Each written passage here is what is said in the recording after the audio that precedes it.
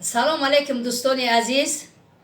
انتظار باشین بگاه پرامو افیری مرا تماشا کنین، دستگیری کنین، لایو بجکین. ما با شمایم. یک سرودی مادر برای شما که مرا ایسال گوش میکنین. ما انتظار شما. در روی دلم نخطه بیدیا کردنه، تابوتی مرا سوی غریبا کردنه، تابوتی مرا بره به باغی پدرمه،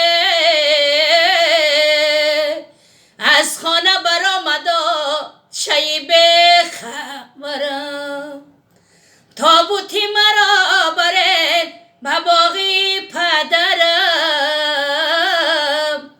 از خانه برآمدا چی به